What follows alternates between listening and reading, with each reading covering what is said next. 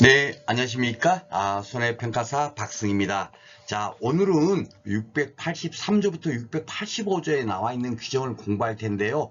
요 내용이 뭐냐면, 이제 그 화재보험 강론에 대한 이제 규정을 공부를 하는 겁니다. 우리가 지난 시간까지 공부했던 내용은 뭐냐면, 손해보험 계약의 전부에 적용되는, 뭡니까? 법 규정을 공부를 한 거고요. 이제 앞으로 이제 그 보험계약 법에 어떻게 이제 규정되어 있냐면 이제 강론으로 해가지고 각 이제 뭡니까 손해보험 계약에 대해서 따로따로 이제 규정이 되어 있어요. 쉽게 말해서 해상보험 따로 되어 있고 운송보험에 대해서 운송보험 계약에 대해서 어떻게 보험가액을 산정하고 이런 부분이 있지 않습니까? 따로따로 다 규정되어 있습니다. 자동차보험 따로 되어 있고 책임보험도 따로 되어 있고 보증보험도 따로 되어 있고 그래요. 그 중에서도 공부하기 가장 쉬운 화재보험까지만 우리가 공부를 하면 되겠고 시험 범위는 화재범위 기출문제 다 풀어보셨으면 알겠지만 화재보험까지만 출제가 되고 있습니다. 그래서 공부하기는 굉장히 간단할 거예요. 우리가 총론 부분이 중요한 거지. 손해보험 총칙구증이 농작물 재해보험에 관계되는 뭡니까? 그 이론서를 공부할 때 필요한 내용이지 화재보험에 대한 부분은 사실 그렇게 많지가 않아요. 단지 우리가 뭡니까 농작물 재해보험이 자연재해 조수의 화재까지 보정해 주다 보니까 시험 범위가 강론 화재보험까지 나오고 있다. 그렇게만 생각하시면 되겠습니다. 우리가 심도 있게 들어갈 경우는 거의 없고요. 법 규정만 정확히 이해를 하면 되겠습니다. 거의 이제 공부는 다 끝났습니다. 자, 683조 보겠습니다. 화재보험자의 책임. 화재보험자는 어디까지 책임을 지는가? 거기에 대해서 자, 규정을 해놔놨어요. 자, 화재보험의 보험회사는 화재로 인하여 생긴 손해를 보상할 책임이 있다. 이래 돼 있는 겁니다. 당연한 얘기를 이렇게 돼 있는 거예요. 근데 이 화재가 뭐냐? 하면 또 이제 세부적으로 가면 끝도 한도 없겠죠. 그렇죠? 그런데 가볍게, 우리 시험, 범위에 맞게까지만 공부를 하면 되겠습니다. 그러니까 뭐 태풍으로 인해서 생긴 손해는 절대로 보상하지 않겠다는 얘기예요. 그렇죠? 화재보험을 들었으면 화재로 인해서 생긴 손해만 보상하면 될 거 아니에요. 그것을 이 법에 규정해 놓은 거예요. 그렇죠? 근데 그 화재의 의미가 어디까지냐? 그 부분은 독립하여 연소해야 되고 화력에 의한 연소작용으로 인해서 화재가 발생했을 때 그러한 화재로 인한 생긴 손해만 보상한다. 더 세부적으로 들어가면 그 정도까지만 공부를 하시면 되겠고요. 그리고 화재보험의 목적이 뭐냐? 그러니까 그 보험의 목적이 있지 않습니까? 건물은 당연하게 되겠죠. 그죠? 건물 화재보험 제일 많이 드니까. 그죠? 그런 경우뿐만 아니라 건물은 이제 우리 그 뭡니까? 죄송합니다. 부동산에 해당되는 거겠고 동산이라는 게 움직이는 재산이니까 쉽게 말해서 뭐 일반 뭐 물건들 이런 거 있지 않습니까? 그런 것들도 다 화재보험을 들 수가 있는 거예요. 그렇죠? 그리고 집합물 대표적으로 이제 화재보험 같은 경우는 대부분 보험들 때 어떤 보험의 목적을 특정하는데 화재보험 같은 경우는 특정할 수 없어요. 쉽게 말해서 뭡니까? GS마트 여러분들 아시죠? GS마트 가면 얼마나 그 뭐 상품들이 많아요. 그렇죠? 담배부터 시작해가지고 제가 건강도 안 돼서 이렇게 담배를 못 끊습니다만은 그런 것부터 해가 음료수라든지 라면이라든지 뭐 과자 종류라든지 식료품이라든지 엄청나게 많죠. 그런 모든 그 상품들을 하나하나 요거 한 개 따로 화재보험을 계약을 맺을 수가 없잖아요. 전부 통쳐가지고 화재보험을 가입할 거 아닙니까? 그러니까 집합물들도 되는 거고 유가지권이라는 게 뭐가 있을까요? 뭐 엄수표가 대표적인데 꼭 그렇지만 않고 기타 뭡니까? 어떻게 뭡니까? 그 재산적인 가치가 있는 증서 이런 것들을 다 유가증권이라고 하거든요. 그런 것들도 다 화재보험의 목적으로 할 수 있다. 그런 의미로 생각하시면 되겠습니다. 그러니까 하여튼 불에 탈 수 있는 것은 다 화재보험의 목적이 된다라고 생각하시면 되겠습니다. 농작물 재해보험의 목적은 뭐죠? 농작물이죠. 그렇죠? 근데 그것도 다 되냐? 안 됩니다. 쉽게 말해서 뭐 고구마 같은 경우는 제주도에서 고구마를 경작하는 사람만이 보험을 가입할 수 있도록 또 한정은 또 돼 있어요. 공부를 해봐 보면. 근데 그까지는 시험 문제가 나오지를 않지만은 그것도 일개 되는 게 있고 안 되는 게 있고 그렇지 않습니까? 그런 것처럼 보험의 목적이라는 건 보험을 가입할 수 있는 그 대상 그것을 보험의 목적으로 한다. 앞에서 배웠죠. 그렇죠? 그렇게 생각하시면 되겠습니다. 그리고 제일 중요한 것이 뭐냐면 바로 요 684 규정이에요. 이것은 해마다 시험 문제 무조건 놓고 나오는 겁니다. 너무너무 중요해요. 근데 이게 뭐 그렇게 중요할까 하는데 굉장히 중요한 거예요. 한번 볼까요? 소방 등의 조치로 인한 손해의 보상 해놔놓고 자 보험자는 화재 보험자겠죠? 예, 여기서는 그죠? 이제 화재보험, 손해보험 강론 화재보험을 이제 오늘부터 공부를 하는 거니까 다음 시간까지. 화재보험자는 화재의 소방 또는 손해의 감소에 필요한 조치로 인하여 생긴 손해를 보상할 책임이 있다. 이렇게 이게 강행 규정이에요. 뭐 약간으로 야 이런 건 안 한다. 절대로 그건 무효가 된다는 얘기예요. 굉장히 중요한 겁니다. 이게 왜 중요한가 한번 봐보세요. 화재가 발생했어요. 컴퓨터 같은 거 와유 불이 탈까봐 컴퓨터에다가 그냥 막 물을 막 얹고 해갖고 어떻게 되죠? 컴퓨터 그러면 손상이 입을 수 있겠죠. 기계니까 컴퓨터가. 그래서 그 컴퓨터가 망가졌어요. 그러한 손해. 그러니까 화재 소방 또는 손해의 감소에 필요한 조치, 물을 뿌렸단 말이에요. 그렇게 생긴 손해, 컴퓨터가 고장났다. 그러면은 그 뭡니까? 그 고장난 컴퓨터의 그 손해가 얼마나 발생했나? 그걸 따져갖고 그것도 어떻게 된다? 예. 보험회사에서 보상할 책임이 있는 거예요. 불이 안 타더라도. 뭔 얘기인지 알죠? 얼마나 중요한 거예요. 참 법 규정을 한 개 한 개 다 이렇게 음미를 해보면 야 진짜 정말 이게 법 규정이 이렇게 논란이 될까봐 미리 딱 이렇게 법에다 규정을 해놨구나 하는 것을 여러분께서 느낄 수 있을 겁니다. 그러니까 이게 시험 문제 해마다 요 지문이 출제가 되니 요 법 규정이 출제가 됩니다. 그리고 제가 강행 규정 이렇게 딱 해놓은 이유가 뭐냐면 이게 이제 좀 이제 보험 전문가 시험 좀 뭐 난이도 있는 시험은 그걸 갖고 다음 중에 틀린 것을 이렇게 고르세요 해놔놓고 화재 소방 또는 손해의 감소에 필요한 조치로 생긴 손해는 보상하지 않는다는 약간은 유효하다. 이런 식으로 나오는 거예요. 그런데 유효합니까? 이거는 강행 규정이니까. 예, 인위 규정 같은 경우는 계약자, 피보험자, 보험수익자한테 불이익하지 않으면 그 법 규정에 위반해갖고 약간을 개정에 만들어도 되지만 이렇게 강행 규정에 대한 것은 절대적으로 위반해서 만들어 봐봐야 그 약간은 다 뭐다? 법률적인 효과가 없다. 그는 그냥 쓰레기통으로 들어가는 그런 조항이 되는 거예요.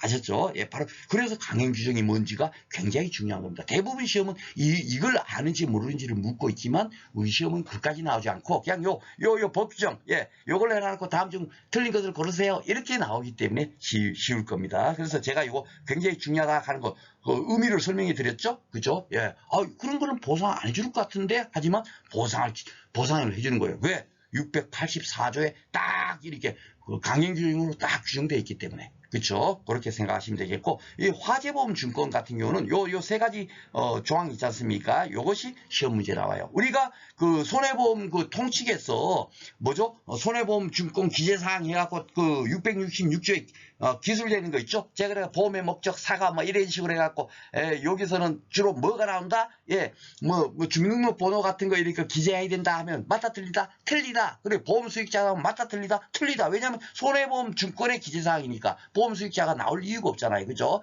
그렇게 예측돼서 공부를 하면 된다라고 했고 이것이 거의 2년에 한 번꼴로 요것이 출제가 됐어요. 그렇죠? 그러니까 화재보험에서는 법 규정에 더 이상 낼 게 없어요. 요거 하나 하면 끝입니다. 여기서는 오늘 공부할 내용에서는. 그러다 보니까 다음 중 화재보험 증권의 기재사항 중 기재사항에 관련된 내용이다. 틀린 것을 고르세요. 이런 식으로 나올 수밖에 없는 거예요. 그러니까 요거 그대로 나오는 겁니다. 자, 한번 보겠습니다. 화재보험 증권에는 666조의 계기한상, 계기라는 것이 규정해다. 666조에서 보험의 목적도 보험증권에 기재해야 되고 보험사고의 성질도 기재해야 되고 이런 거 있지 않습니까? 그런 거 외에도 이런 것들을 또 기재해야 된다. 이렇게 되는 거예요. 플러스 알파로 더 되는 겁니다. 이건 당연히 기재해야 되는 거고, 그죠? 손해보험, 모든 손해보험에 다 이것이 적용되니까 이건 당연히 기재해야 되는 거고, 플러스 알파로 화재보험에는 이걸 기재해야 된다. 왜? 어떤 걸 기재해야 되나 한번 보겠습니다.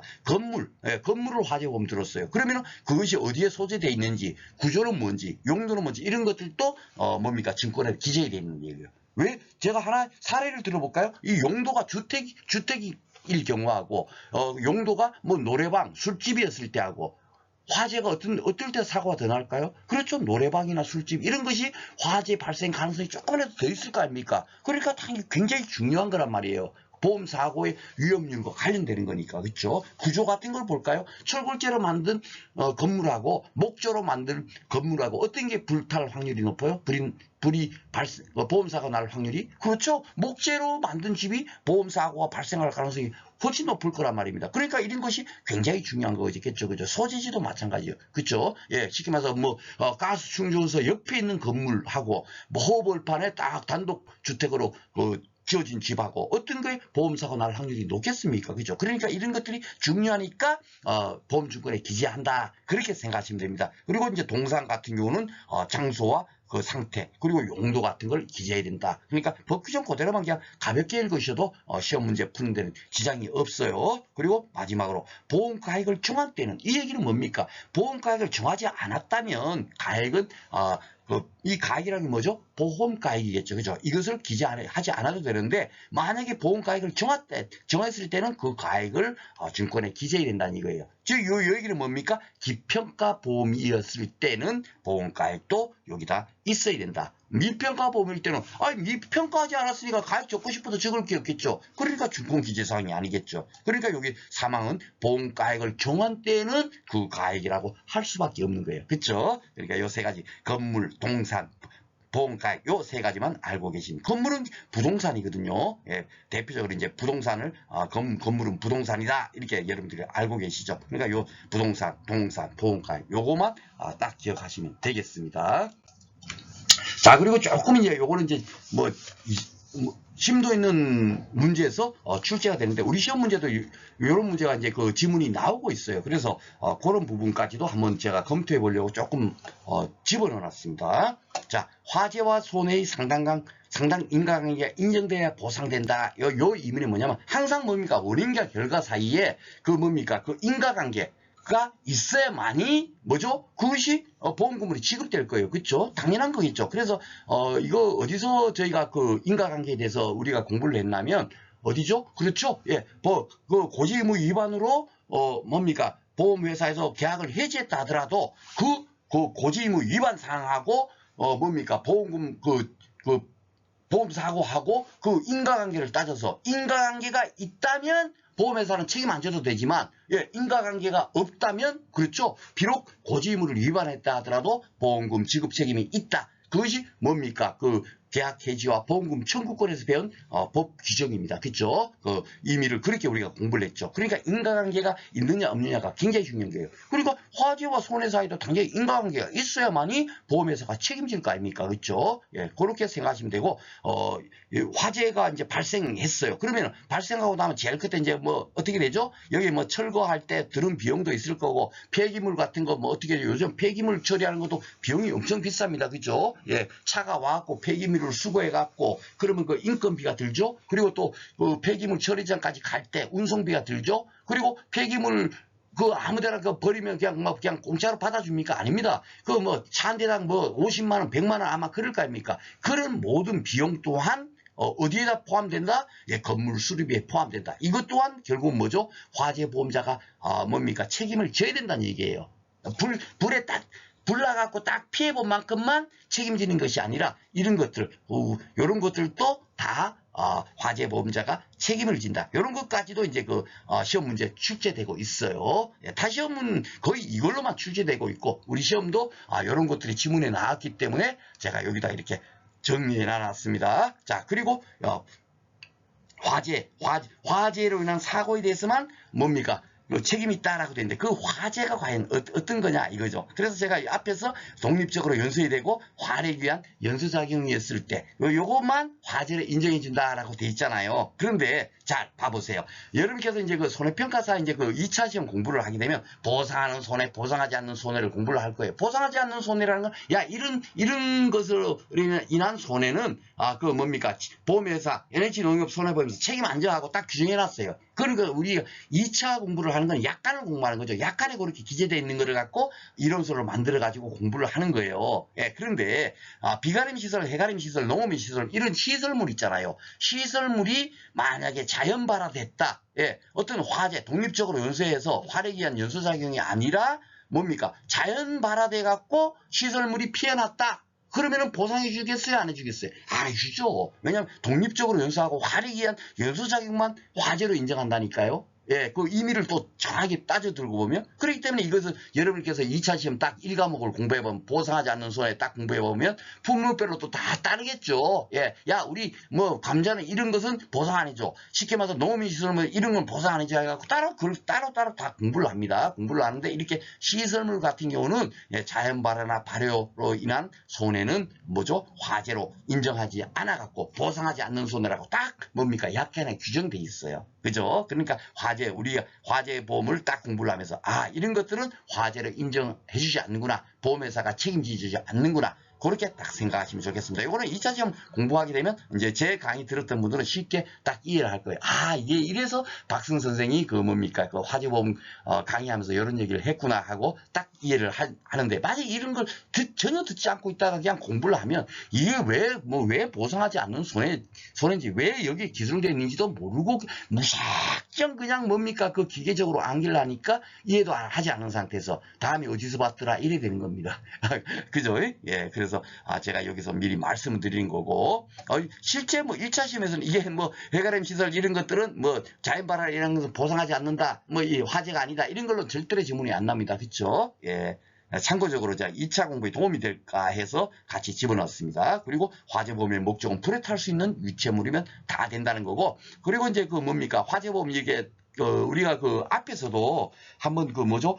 사고 발생 후에 목적 멸실과 보상 책임, 거기서 우리가 공부를 한 게 뭐냐면, 처음에 담보 책임으로 피해가 났는데, 그 다음에 비담보 책임으로 목적물이 멸실됐을 때 보험자의 책임이 어디까지냐 하고, 제가 그 비닐하우스 그래서 설명한 거 기억나시죠? 그죠? 예, 태풍으로 해서 비닐하우스 피해된 것은 보험회사가 책임지고, 그 이후 뭡니까? 이웃 주민이 그 철골물을 훔쳐가고 이러다가 파손된 부분은 보험회사 그거는 책임 안 지죠? 책임 안 진다. 우리가 그렇게 법 규정을 공부를 했잖아요. 바로 요 위험 보편의 원칙도 그런 의미로 생각하면 됩니다. 요게 뭐냐면 조금 어려운 법칙이에요. 예, 그런데 제가 그걸로 한번 설명해 드리려고 사진까지 딱 했습니다. 요즘 불이 났잖아요. 불이 났는데 중요한 게, 이게 독립적으로 연수해서 화력에는 연수작용으로 화재가 발생한 게 아니고, 자동차가 쫙 과속하다가 건물에 빵 박았어요. 그러니까 자동차가 그 다음에 불에 타면서 그것이 옮겨가지고 여기 건물에 불이 났습니다. 이럴 때는 과연 화재보험회사에서 책임을 질 건가 안 질 건가, 여러분들도 판단이 잘 안 쓰죠. 그죠? 그럴 때 바로 이 법칙이 적용되는 겁니다. 한번 보겠습니다. 자, 비담보 위험으로 인해서 담보 위험으로 인한 손해가 파생적으로 발생하면, 즉 뭡니까? 자동차가 빵 박은 거는 보험회사가 책임지지 않는 거죠. 화재보험회사에서. 그쵸? 예, 그러니까 비담보 위험으로 인해서 담보 위험으로 인한 손해가 파생적으로 발생했죠. 결국 화재가 발생했으니까. 그쵸? 이렇게 발생하게 되면 어떻게 되느냐 하면, 잘 봐보세요. 비담보 위험으로 인한 손해는 보상하지 않는다니까요. 예, 보상하지 않고, 담보 위험으로 인한 손해는 어떻게 되죠? 보상한다. 이 원칙이 위험 보편의 원칙이에요. 결론은 뭐냐면, 앞에서 제가 사고 발생 후에 목적 멸실과 보상 책임, 그거하고 똑같아요. 거기서도 제가 뭐라고 말씀드렸습니까? 이거 보상하는 손해로 피해를 입은 것은 담보되는 책임은 보험회사가 책임지고, 예, 이웃 주민이 훔쳐가고 그래갖고 비닐하우스가 망가진 부분은 보험회사가 책임지지 않는 거니까 그 피해는 보상하지 않는다. 그렇게 판단하면 된다 그랬죠. 이것도 똑같은 거예요. 자동차 사고로 인해 갖고 피해 당한 부분은 책임지지 않는 거고, 이게 2차적으로 파생돼 갖고 화재가 발생돼 갖고 건물에 피해 입은 부분은 어떻게 돼요? 보상한다. 그 법칙이 위험 보편의 원칙이다라고 여러분께서 이해를 하시면 되겠습니다. 그래서 화재의 선행 원인을 고려할 필요가 없어요. 화재보험자는 어떻게 된다? 예, 담보 위험으로 화재로 인한 피해에 대해서는 보상한다. 그렇게 생각하시면 되겠습니다. 이런 것들도 상식으로 배워놓으면 참 좋죠. 그죠? 진짜 어떨까 했는데, 결국 법은 진짜 정말 상식이 통하는 사회, 그걸 떠올리시면 되겠습니다. 그리고 보상의 범위, 너무 중요하니까 제가 또 따로 뺐네요. 화재의 소방을 위해서 소방호수에 의해서 살포한 물에 의해서 보험의 목적이 손해가 발생됐어요. 이런 손해에 대해서는 어떻다? 약정 이런 거 필요 없다는 게 강행 규정이니까 무조건 놓고 어떻게 된다? 보험회사는 책임을 진다. 그렇게 돼 있잖아요. 그쵸? 바로 그것을 다시 이제 정리를 해놓은 겁니다. 그 소방 등의 조치로 인한 손해의 보상 해갖고 돼 있는 거 있죠. 그 규정이 강행 규정이기 때문에 무조건 놓고 그거는 화재보험자가 보상을 해야 된다 하고 법에 돼 있는 겁니다. 그죠? 그리고 이제 보험증권 기재사항은 666조에 있는 손해보험증권 기재사항 9가지 있죠. 그거 하고 건물일 때는 소재지, 구조, 용도를 기재를 해야 되고 동산일 경우는 존재한 장소와 상태와 용도 이것을 기재를 해야 되고 보험 가액을 정한 기평가 보험일 경우에는 그 가액을 기재하도록 되어 있습니다. 여기까지만 알면 시험 문제를 푸는 데는 전혀 지장이 없겠습니다. 자, 문제 한번 보도록 하겠습니다. 9회 8회 때가 안 나왔네요. 8회 때 아까 전에 24번 이거 원래 화재보험 문제에 나와야 되는데 했는데 8회 때가 안 나왔어요. 근데 이게 화재보험이 1회부터 7회까지는 보면요 거의 3문제씩 나왔어요. 3문제씩. 그렇기 때문에 전혀 뭐 이런 거 상관없이 제 강의 순서대로 한 문제씩 나온다 생각하시고 공부를 하시면 뭐 그 100% 25강 안에서 100% 나온다라고 생각하면 됩니다. 한 문제도 한 개의 지문도 다른 데서 나올 리가 없어요. 제가 강의한 데서 딱 걸쳐서 나올 겁니다. 자, 보겠습니다. 9회 화재보험 계약에 관한 설명으로 옳지 않은 거, 틀린 걸 찾는 거네요. 보험자는 화재보험자겠죠? 화재와 상당 인과관계에 있는 손해를 보상, 맞는 얘기죠. 그죠? 인과관계가 있을 때만 보상하죠. 맞고요. 2번 보험자는 화재의 소방에 또는 손해의 감소 필요한 조치로 인한 생긴 손해는 보상할 책임이 있다. 이 너무너무 중요한 강행 규정이다. 무조건 놓고 매년 쓰여지는 법조문이다. 한 것이 여기 쓰여졌죠. 그렇죠? 맞고요. 3번 동일한 건물에 관한 화재보험 계약일 경우에 그 동일한 건물에는 소유권도 있고 점유권도 있고 뭐 유치권도 있고 이런 권리 있잖아요. 그런 권리가 다 피보험 이익이 되니까요. 그러니까 소유자와 담보권자가 갖는 피보험 이익은 같나?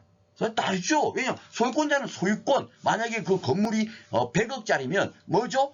피보험 이익도 얼마요? 100억이에요. 근데 만약에 담보권이 거기서 한 10억 정도 가지고 있어요. 그러면 뭐죠? 피보험 이익은 10억이 되는 거죠. 그러니까 피보험 이익이 같아야 달라요. 다르죠. 그러니까 당연하게 틀리는 겁니다. 이렇게 피보험 이익에 대해서 이게 법 규정이 없는 거죠. 그런데 제가 피보험 이익 갖고 1시간, 한 강의로 떠든 이유가 뭐겠습니까? 바로 너무너무 중요한 거예요. 이렇게 해도 지문이 나올 수 있으니까. 그쵸? 그래서 꼭 그 피보험 이익, 손해보험을 공부하면서 보험 가액이 뭔지, 보험 가액 금액이 뭔지, 그 관계가 어떻게 되는지, 이걸 모르고 뭡니까? 2차 시험 공부한다는 거는 진짜 정말 모래로 성을 쌓는 것 같은 거예요. 결과치가 아무것도 나오지를 않습니다. 자, 그러니까 여기는 같아 했으니까 틀렸죠. 그렇죠?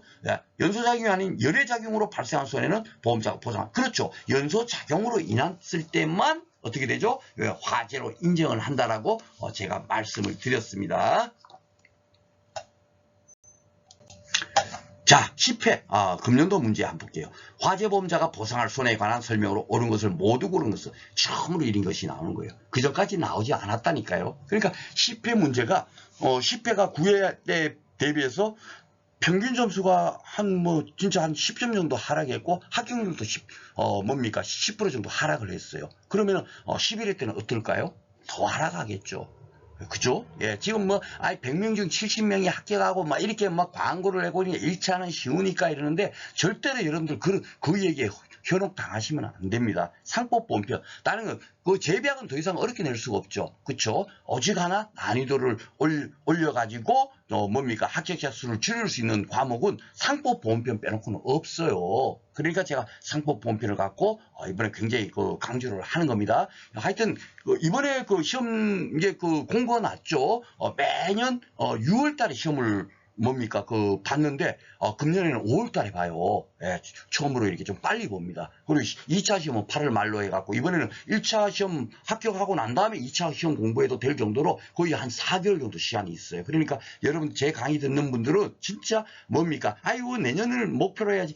절대로 안 됩니다. 그렇게 하시면 안 되고 이번에 진짜 시간이 넉넉하기 때문에 이 1차 강의 들으면서 2차 준비를 같이 하시면 동착객이 충분히 가능하다라고 생각이 듭니다. 자, 보겠습니다. 여기 뭐 이런 것이 나오는 거예요. 보상할 손해에 관한 설명으로 옳은 것을 모두 고르서 했어요. 화재가 발생한 건물의 철거비와 폐기물 처리비 이게 법 규정에 있습니까? 없죠. 없는 건데 야 이게 보상할 손해냐 아니냐고 문제가 나온 거예요. 그러니까 이제 다른 뭡니까 보험 전문가 시험 다 이런 걸로만 나온다니까요. 예.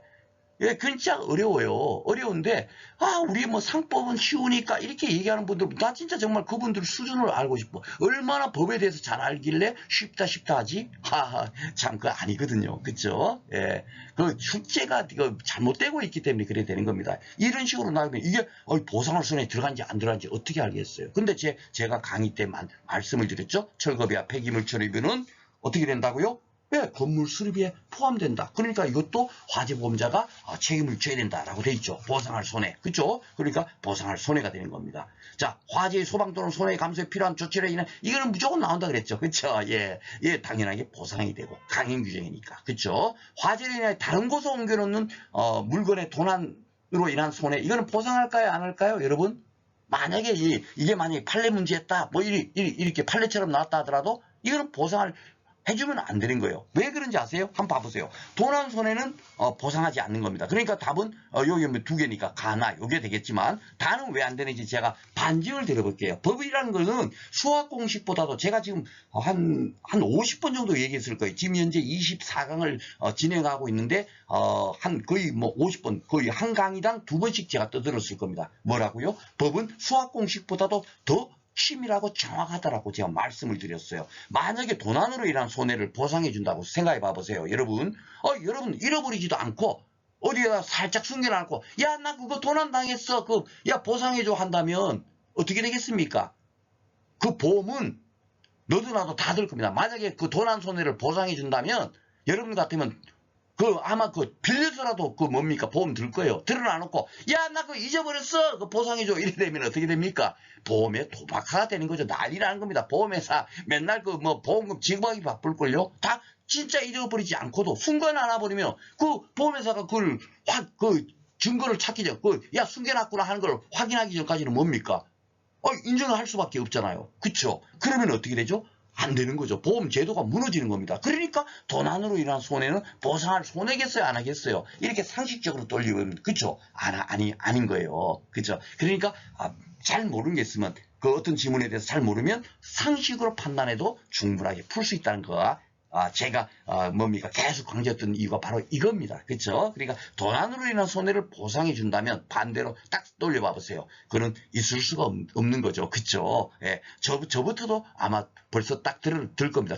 그런 보험이 있다면 드러나놓고 아이고 나 몇 월 며칠 안에 잊어버렸네. 야 보험금 줘 하고 청구를 하겠죠. 저도 그럴 것 같아요. 왜냐하면 사람은 선인이 있고 악인이 있는 게 아니라 환경이 그렇게 또 만들 수가 있잖아요. 아이고 도난으로 인한 손해도 보상해 준다며요. 아이고 그냥 뭡니까 거짓부를 해놓고 쉽게 말해서 만약에 내가 거짓임이 들통나더라도 어떻게 돼요? 예, 보험금만 안 받을 뿐이지 내가 아무런 불이익이 없잖아요. 그러니까 일단 거짓말을 먼저 하는 거죠. 야 도난 당했어 보험금 줘 하고 할 거 아닙니까? 그렇죠? 그러니까 이런 거는 절대로 보험회사에서 원칙적으로 책임진다 안 진다? 안 진다는 얘기겠죠. 그렇죠? 예, 그렇게 돌리시면 되겠습니다. 10회 또 있네요. 여기 보니까 8회 때 보니까 한 문제도 안 나왔는데 화재보험에 관해서 봐보세요. 10회 때 벌써 오늘 강의에서만 벌써 이렇게 또 나오고 있죠. 그죠? 그러니까 제 강의 순서대로 여기 봐보세요. 24번 딱 맞죠? 오늘 24강이잖아요. 그죠? 예, 그렇게 딱 그냥 강의 순서대로 그 문제 번호가 나온다 생각하고 여러분께서 공부를 하시면 되세요. 제가 왜 25강으로 이렇게 딱 나누겠습니까? 저는 효율을 굉장히 딱 강조하는 사람이에요. 막 묻어놓고 야 공부 열심히 하면 합격할 수 있습니다. 무턱대고 그냥 이것도 공부하고 저것도 공부합시다. 그런 스타일이 아니에요. 저는 한 강의를 딱 하면 한 문제를 맞출 수 있도록 그렇게 강의를 준비해가지고 여러분들하고 강의를 하고 있는 겁니다. 잘 봐보시면. 그리고 항상 기출문제가 그 세 문제씩 탁탁탁 매 강의마다 이렇게 있고 어떤 때는 세 문제가 아니라 7문제, 8문제 있죠. 그럴 때는 이제 다른 데 부분이 문제는 출제 안 되지만 이것이 너무너무 중요하다 보니까 이걸 한 강의로 빼서 강의하다 보니까 그런 경우가 있는 거죠. 그렇죠? 실질적으로는 25강 딱 하면 그 안에서 문제가 다 그렇게 매 강의마다 한 문제씩 출제될 분량으로 강의를 진행하고 있다. 재배학도 그렇게 있죠. 그렇죠? 예, 재배학도 정확합니다. 그렇게 딱 공부하시면 여러분 되시는 거고, 뭐 앞으로 공부할 농업재 법령도 똑같이 그렇게 강의를 진행할 거예요. 하는데 농업재 법령은 미리 제가 그 공지사항에 안내해 드렸다시피 뭐죠? 손해 조사 방법하고 보험금 산정 방법, 그것은 시험 문제는 2문제, 3문제 기껏 많아야 3문제 정도밖에 나오지 않고 있지만 2차 시험 2과목에 거의 한 뭐 70분 이상을 거기서 뭡니까? 그 내용이 돼 있어요. 그래서 그 내용을 그걸 제가 2차 시험 공부할 때 전부를 거기서 완벽하게 공부를 하지 않더라도 야 이런 것을 공부하는 거예요 하고 이런 것을 공부할 때 적어도 이 정도는 알고 있어야 됩니다 하는 정도까지 강의를 하려고 그쪽의 강의를 비록 2문제 3문제 나오지만 제가 6강의로 진행을 할 예정이에요. 그 공지사항에 미리 다 나와 있습니다. 강의 기획표에 그렇게 진행을 하도록 하겠습니다. 지금 오늘도 뭐 이야기하다 또 갑자기 3점포로 빠졌습니다. 자, 10회 문제 풀어보도록 하겠습니다. 화재보험에 관한 설명으로 옳지 않은 것은 했네요. 그죠? 틀린 걸 찾는 겁니다. 건물을 보험의 목적으로 한 때는 소재지, 구조, 용도를 화재보험 증권에 기재한다. 이 법의 규정 그대로 맞네요. 동산을 보험 목적으로 한 때는 존재한 장소와 상태와 용도를 화재보험 증권에 기재 맞고요. 동일한 건물에 대해서 소유자와 저당권자는 각각 피보험, 다른 피보험 이익을 가짐으로 맞죠? 예, 소유권이 100억이요, 저당권이 20억이야. 그럼 예, 각각 다른 피보험 이익이죠, 그렇죠? 예, 각자는 독립한 화재보험 계약을 체결할 수 있는 겁니다, 그렇죠? 피보험 이익이 다르니까 예, 맞습니다. 4번. 이것도 피보험 이익에 또 관련되는 것이 또 나왔네요. 그렇죠? 피보험 이익 갖고 제가 한 강의로 뺀 이거 바로 이런 거예요. 너무너무 중요합니다. 이게. 자, 4번. 건물을 보험 목적으로 한 때는 보험가액의 일부를 보험에 붙인 경우 당사자 간에 다른 약정이 없다면 보험자는 보험금 한도에서 손해보상을 책임을 진다? 이건 어디서 봤죠? 일부 보험에서 공부를 했잖아요. 그죠? 예, 일부를 보험에 붙인 경우에는 어떻게죠? 보험 금액의 보험가액에 대한 비율에 따라서 보상 책임을 진다. 이렇게 돼 있는 거예요. 그런데 여기는 뭐예요? 보험 금액의 한도 내에서 손해를 보상할 책임을 진다? 예, 다른 약정이 있다면 요렇게 하는 거죠. 그쵸? 예, 다른 약정이 없을 때는 보험 금액의 보험가액에 대한 비율에 따라 보상 책임을 진다. 그걸 갖고 뭐라 그러죠? 비례 보상한다. 그죠? 쉽게 말해서 1억짜리 보험가액이 1억인데 5천만 원만 보험가입을 했어. 그러면 얼마만 들었어요? 50%만 들었잖아요. 보험 금액에 보험 금액 5천만 원 들었고, 그죠?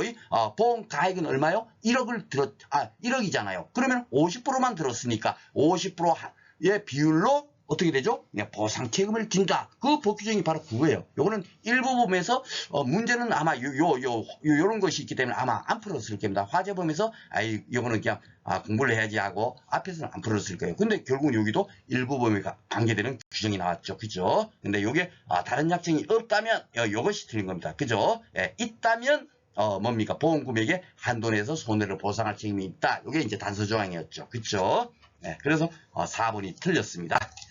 자, 이제 다음 시간에는 마지막 이제 우리 뭡니까? 상법 보험편 마지막 강의예요. 마지막 강의고 법정 달랑 2개입니다. 2개고 특정보험이란 게 뭔가, 총괄보험이란 게 뭔가, 요거만 딱 알면 돼요. 쉽게 말해서 제가 강의는 어느 정도 걸릴지는 모르겠지만 여러분들께서 공부하실 때는, 복습을 하실 때는 딱 뭡니까? 한 3분에서 길어야 5분이면 한 강의를 다 공부를 할 수가 있는 분량이에요. 제가 상법보험편 강의를 진행하는 것이 교재 만든 것도 그렇고 또 함축적으로 돼 있고 중요한 것도 이제 빨간색, 파란색, 형광색 바탕으로 다 표기해 놨기 때문에 그 부분만 공부를 하시면 되겠습니다. 자, 그러면은 다음 시간에 찾아뵙도록 하겠습니다. 수고 많으셨습니다.